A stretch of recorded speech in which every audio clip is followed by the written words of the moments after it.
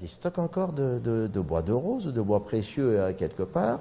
Donc, il faut sécuriser ces stocks-là et j'ai engagé tous les responsables à tous les niveaux, y compris les bailleurs, à liquider le plus rapidement ces stocks dans le cadre d'une procédure transparente, acceptée par tous et, dans le cadre d'appels d'offres internationaux.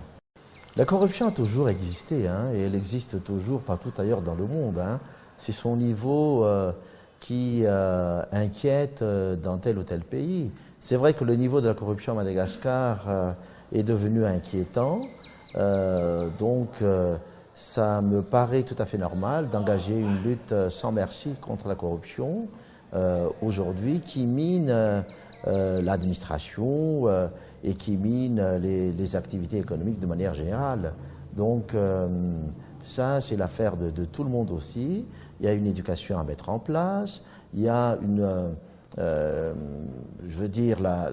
remise vraiment en état de l'autorité de l'État qui fait ses défauts et il faut que chacun prenne ses responsabilités, il faut les sensibiliser dans cette lutte contre la corruption.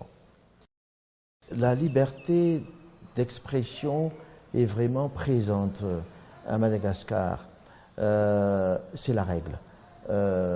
Mais je pense que la liberté d'expression dans le cadre de la démocratie a quand même des limites.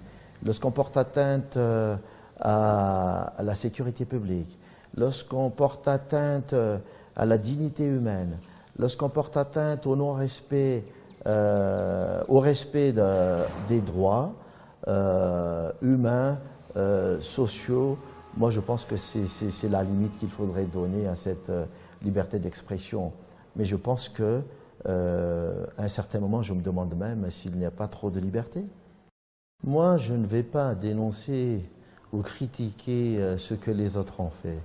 Moi, je vais vous dire ce que moi, je souhaiterais faire. Je dis, la liberté, c'est la règle, mais comme je dis, il y a des limites à cette liberté-là. Donc moi, je vais respecter cette liberté-là dans le cadre de respect des règles et des lois existantes et aussi, comme je vous l'avais dit, je le répète encore, des règles d'éthique et de déontologie. La période de transition présente ses contraintes propres à une période de transition. Donc le fait même qu'on passe à une autre réalité dans un cadre qui, on l'a toujours dit, qui revient au respect de la constitutionnalité, moi je pense que ça signifie déjà qu'on change de cap.